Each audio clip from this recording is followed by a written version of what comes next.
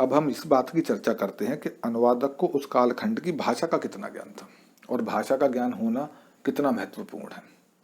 देखिए, ऋग्वेद के संबंध में चर्चा के दौरान हमने समझा था कि यह बहुत ही प्राचीन ग्रंथ है। वेदों की भाषा वैदिक भाषा है, जिसे वैदिक संस्कृत भी कहते हैं, जो कि आज की क्लासिकल संस्कृत से काफी भिन्न है। पुराण, रामायण, महाभारत, गीता आदि धर्म ग्रंथ इस क्लासिकल संस्कृत में है, शास्त्रीय संस्कृत में है, लेकिन वेदों की भाषा इनसे भिन्न है।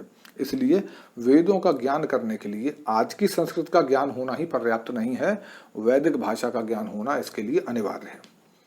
जब संस्कृत का पूर्ण ज्ञान करने में ही बहुत समय व परिश्रम लगता है, तो वैदिक भाषा तो और भी कठिन है, और इसे सिखाने वाले आजकल मिलते नहीं, और कई सारा इसका कोर्स खत्म हो चुका। तो इसमें योग्यता हासिल करने में तो वर्षों लग जाते हैं, वो भी तब जब बहुत अच्छा आचार्य मिल गया हो। अधिकतर लोग जो वेदों के ज्ञाता बनकर वेदों का अनुवाद करते हैं, वे इस योग्यता में ही खरे नहीं उतरते। जबकि वैदिक परंपरा में माना जाता है कि वेद मंत्रों को समझने की इच्छा रखने वाले को 6 उपांग, पुरामीमांसा, वैशेषिका, न्याय, सांख्य, योग्य व वेदांत, और 6 वेदांग शिक्षा, व्याकरण, निरुक्त, छंद, कल्प व ज्योतिष, इनका पूरा ज्ञान होना ही चाहिए।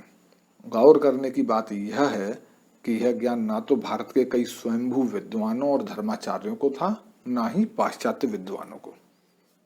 वेदों के गलत व्याख्यान की जड़ें तब और भी गहरी हो गईं जब पाश्चात्य विद्वानों ने सीधे वेदों को नहीं पढ़ा, बल्कि महीधर व सायण जैसे आचार्यों द्वारा किए गए वेद भाष्य के आधार पर वेदों का अनुवाद किया, वो भी अपने सीमित संस्कृत ज्ञान के साथ। जैसा कि मैक्स मूलर ने सायण के वेद भाष्य को पढ़ के अनुवाद किया, ना कि सीधे वेदों को पढ़ के। कईयों ने तो अपने षड्यंत्र को पूरा करने के उद्देश्य से अनुवाद किए और जानबूझकर अनर्थ किए। मैक्स मूलर उसमें प्रमुख नाम है। फिर ऐसे ही विद्वानों के अनुवादों को भारतीय शिक्षा में पढ़ाया गया। स्कूली शिक्षा में ऐसे ही विद्वानों के विचारों को वेद और वैदिक लोगों की सच्चाई के तौर पर प्रस्तुत किया गया।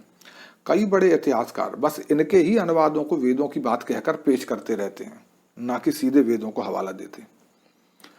इन्होंने उसी विचारधारा का पोषण किया जो राक्षसी मत से शुरू होकर महीधर जैसे आचार्यों तक आई, और फिर अंग्रेजी सत्ता काल में मैक्स मूलर जैसे एजेंडेबाज विद्वानों से होते हुए आजाद भारत की शिक्षा प्रणाली में रच बस गई। आज भी लोग मध्यकाल के सायण व महीधर का हवाला देते हैं, विदेशी अनुवादकों का हवाला देते हैं, लेकिन इन सबसे पुराने प्राचीन काल के विद्वानों को भूल जाते हैं, यास्कर आचार्य को भूल जाते हैं, जिन्होंने निरुक्त की रचना की। स्वामी दयानंद सरस्वती जैसे विद्वानों तक को भूल जाते हैं, जिनका दावा था कि यदि वेद मंत्रों का वैदिक दर्शन और वैदिक भाषा के पूर्ण ज्ञान के साथ अनुवाद किया जाए तो उनमें एक भी ऐसा मंत्र नहीं है जो पशु बलि, मांसाहार, भेदभाव या अश्लीलता का समर्थन करता हो, अपितु इन सब का विरोध ही वेदों में दिखलाई देता है। उन्होंने मात्र दावा ही नहीं किया, बल्कि वैदिक दर्शन व वैदिक संस्कृत की कसौटी पर खरे उतरने वाले अनुवाद भी किए और अपने दावे को सत्य साबित किया।